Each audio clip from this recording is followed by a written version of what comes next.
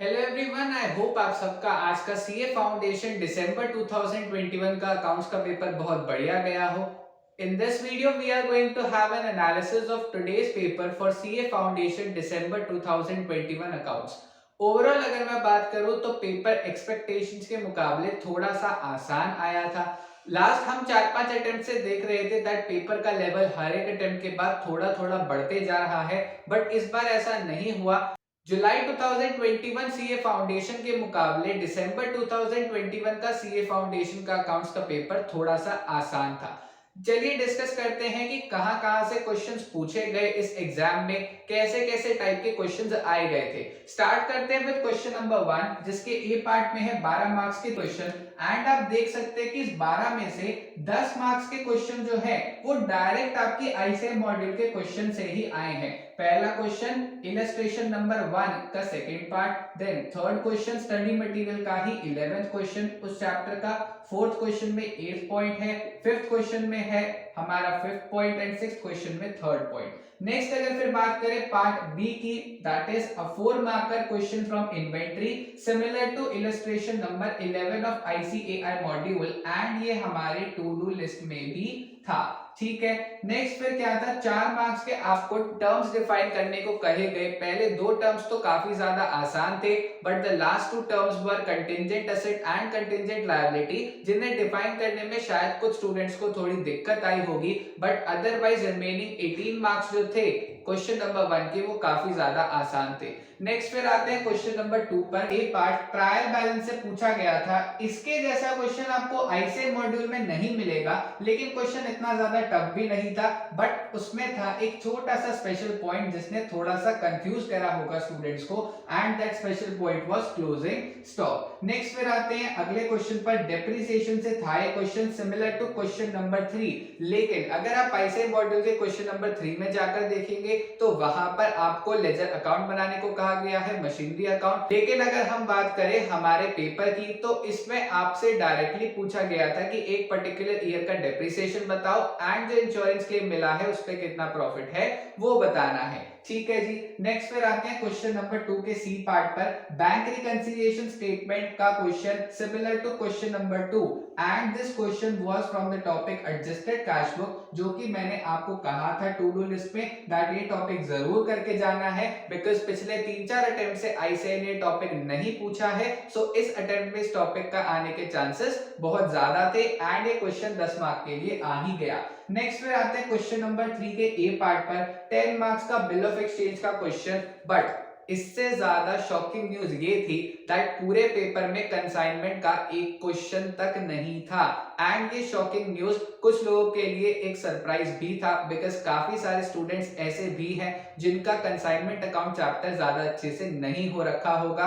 काफी स्टूडेंट्स ऐसे भी होते हैं जो कि इस चैप्टर को छोड़ ही जाते हैं, बिकॉज इस चैप्टर के कॉन्सेप्ट्स थोड़े से कॉम्प्लेक्स हैं एंड वो पल्ले नहीं पड़ते। एंड आईसीआई इतना मेहरबान भी हो गया दैट ये कॉन्सेप्ट पूछा ही नहीं एंड 10 मार्क्स का बिल ऑफ एक्सचेंज का क्वेश्चन आपके पास आ गया था। इस क्वेश्चन के जैसा क्वेश्चन भी आपने आईसीएम मॉड्यूल में शायद नहीं देखा होगा, बट क्वेश्चन इतना ज्यादा टफ भी नहीं था। 3-4 साल पहले के आरटीपी से क्वेश्चन भी उठाया गया था। नेक्स्ट फिर आते हैं हम क्वेश्चन नंबर 3 के बी पार्ट पर। एवरेज ड्यू डेट का question similar to illustration number 8 of ICAI module. Next फिर आते हैं अकाउंट करंट के क्वेश्चन पर similar to illustration number 6 of ICAI module. दोनों के दोनों क्वेश्चन हमारे टू डू का पार्ट थे।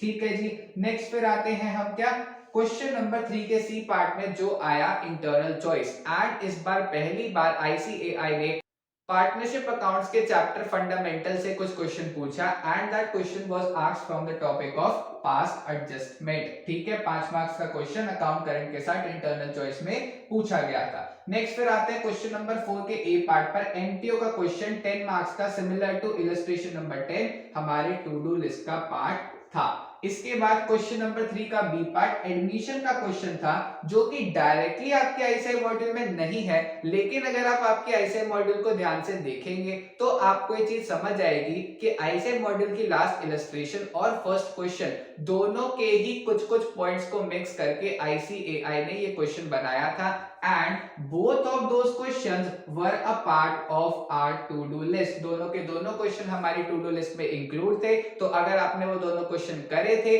तो आपको ये क्वेश्चन करने में कोई भी दिक्कत नहीं आई होगी। नेक्स्ट फिर आते हैं क्वेश्चन नंबर 5 के ए पार्ट पर। 5 मार्क्स का रेक्टिफिकेशन ऑफ एरर्स का क्वेश्चन था एंड इस बारी आईसीएआई ने इतना ज्यादा अच्छा काम करा, उन्होंने 5 इलस्ट्रेशन में से एक एक पॉइंट छांट कर उसका एक नया क्वेश्चन बना दिया and that was an amazing thing because पहले आईसीएआई डायरेक्टली इलस्ट्रेशन या क्वेश्चन सिर्फ नंबर या नेम चेंज करके पूछ लेता था, लेकिन इस अटेम्प्ट में उन्होंने कुछ नया करा है which is really very good. ठीक है जी, 5 मार्क्स का क्वेश्चन रेक्टिफिकेशन ऑफ एरर्स का 3-4 इलस्ट्रेशंस को मिक्स करके बनाया था आईसीएआई ने।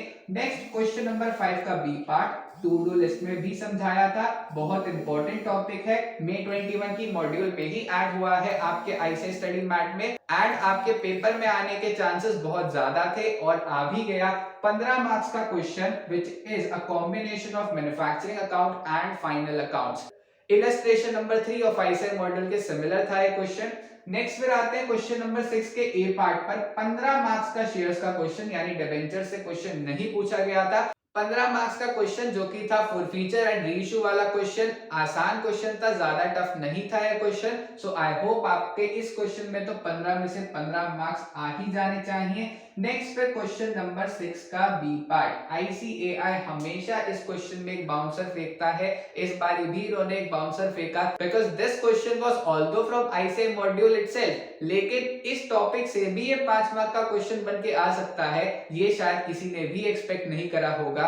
उन्होंने 5 मार्क्स का क्वेश्चन पूछा लेजर अकाउंट से। क्वेश्चन ऑल्दो ज्यादा मुश्किल नहीं था, what are the principal books जिसे हम लेजर कहते हैं, एंड सेकंड क्वेश्चन था कि जर्नल से जब हम लेजर में पोस्टिंग करते हैं तो उसके क्या क्या रूल्स होते हैं, वो आप आसानी से लिख सकते थे। दैट जितने भी जर्नल एंट्रीज में हमने अकाउंट्स खोले हैं उनके सेपरेट लेजर अकाउंट्स बनेंगे। अगर कोई चीज लेजर अकाउंट की डेबिट साइड आ रही है तो उसके आगे हम टू लिखेंगे, क्रेडिट साइड आ रही है तो बाय लिखेंगे, ब्रॉड डाउन कैरी डाउन वाला कॉन्सेप्ट, ऐसे आप 3-4 रूल्स बनाकर लिख सकते थे। सो ओवरऑल अगर पेपर की बात की जाए, it was a moderate paper, ना ज्यादा टफ ना ज्यादा इजी। हाँ, लेकिन अगर बात की जाए पेपर की लेंथ की तो इस बारी पेपर ज्यादा लेंथी भी नहीं था। आप सब में से काफी सारों ने आराम से पेपर 3 घंटे में कंप्लीट कर लिया होगा। बट इसके साथ साथ एक चीज और है, दैट सिंस अकाउंट्स का पेपर ज्यादा मुश्किल नहीं आया है तो इसका मतलब ये भी है दैट लॉ के पेपर का डिफिकल्टी लेवल एक्सपेक्टेडली थोड़ा सा हाई हो सकता है। सो इसीलिए आई वुड रिक्वेस्ट यू कि लॉ के लिए अच्छे से तैयारी करना। And so for maths, eco की तो हो ही जाएगी बिकॉज इको का पेपर इतना टफ नहीं आता है। All the very best for your upcoming exams, take care of yourselves, thank you very much.